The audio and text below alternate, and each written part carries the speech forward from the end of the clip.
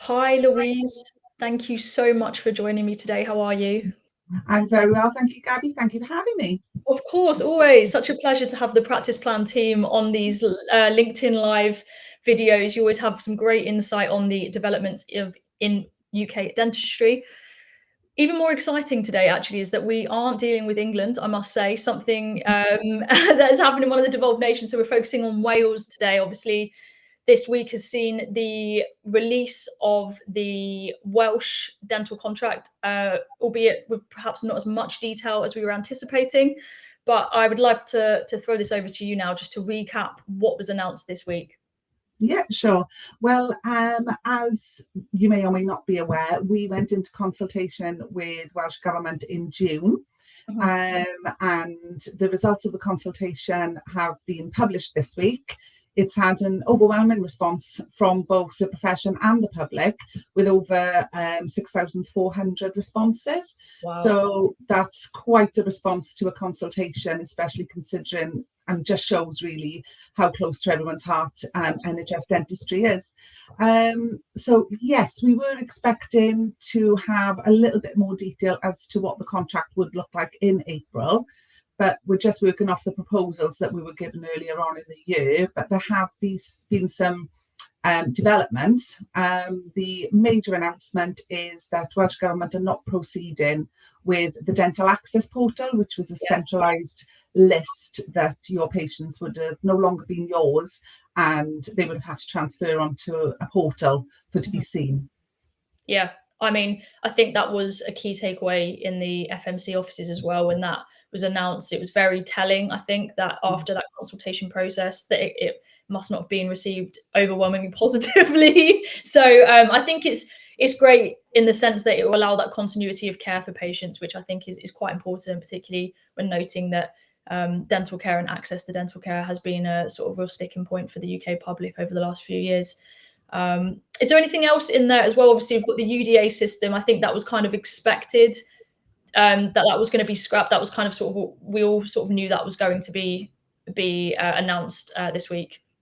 Well, only 20% of the Welsh NHS is actually delivered via UDA. The other 80% we've been working on is contract reform, which we've been under since 2019. Mhm. So that is going. So contract variation is going, the UDAs are going, and we are going to be having a new contract implemented in April 2026. We can only go off the proposals as to what Yeah. the actual contract's going to look like. As I say, with the removal of the DAP, that is the major element of it, but there are some other significant changes as well.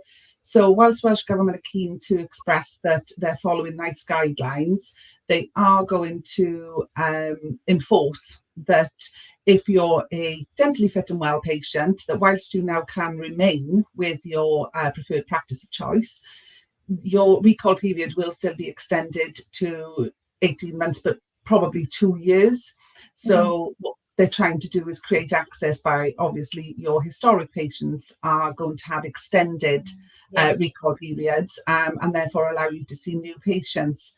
The problem with that is if you've still got the expectation that you're going to see new patients Mm. whilst still be responsible for the historic patients, um, the pot of money that you're going to have for your contract value is going to lead to longer waiting times for those historic patients, because the way that you're going to have to distribute it and the care that patients are going to receive. Mm. So yeah, there are definitely still some issues and Yeah, some details to be absolutely. discussed. Absolutely. I mean, have you had a chance? I know it was only been this week, but have you had a chance to speak to anyone? How has the announcement been received? Any positives, any negatives? I have had a chance to speak with a few dentists, Okay. and overall, it almost feels as if they've kind of been thrown under the bus again by Welsh Government, Okay. because this is the first contract that directly impacted patients. So not only about remuneration or how dentists get paid, how they treat their patients, what treatment they can provide. Mm. With the DAP in place, it was this is directly impacting patients as to how they're going to receive their care. Mm. With that element being removed, the rest of the contract proposals are staying in place. but it's going to be far more difficult to explain to patients how the new contract is going to work, because they're still going to be a patient of the practice. Yeah. So if you are looking to exit the NHS, Yeah. it's a far more difficult conversation to have with your patients, because it's not going to work for dental care professionals.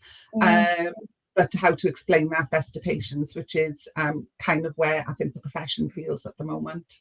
Okay, thank you for that. It's really interesting. I'm glad you've had a chance to catch up with a few dentists. It's always good to talk to those who are going to be directly impacted to see how these announcements have been received. And I think as well, it would be good to get your take on the implications of this. We've touched on that a little bit earlier in the conversation, but with the detail that we have, where I know it's very sort of crystal ball thinking, you can't exactly say what's going to happen, but I mean, what impact could this have on Welsh dentistry and dental teams? And already issue with our workforce is Yeah. obviously that in Wales recruitment and retention is a huge issue, Mm. because and especially further west of Cardiff or north of Cardiff, it tends to be a little bit more difficult, and in rural areas. So I think that when you look at what the proposals are, and I think that it will further discourage maybe associates from coming in to Wales to practice under this NHS contract.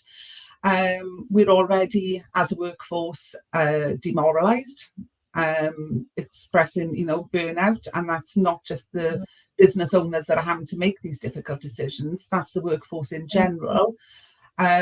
One of the statistics when I listened to the Senedd yesterday was that 72% of Welsh dentists, when asked, would not sign this new contract Interesting.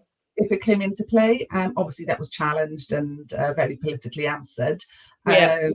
But yes, that was a statistic from somebody in the Senedd yesterday to say that that was some research that they had done. Okay. So it's very interesting, and generally, the well-being, the stress, the headaches that come with always, negotiating a new contract. But how this is going to play out in practice, how are you going to manage your historics? How are you going to manage this new contract? We know that there's going to be 19 new different care packages that you're going to have to navigate.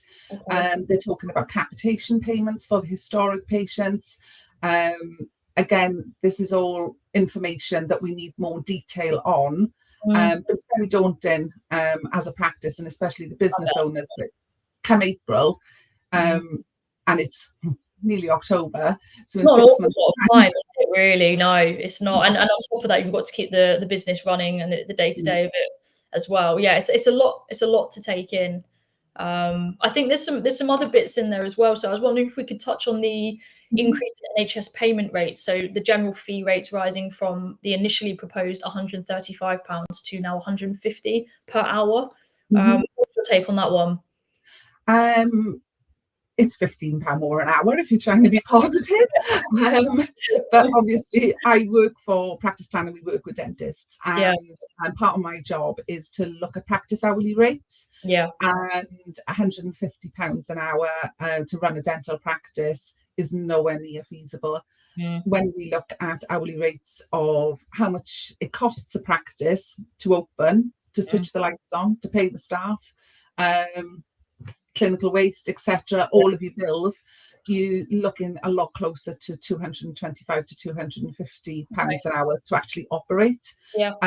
So whilst I suppose it's a little nudge in the right direction from £135 to £150 per hour, it's still nowhere near. So your private income is still going to be subsidising your NHS income. Okay, thank you.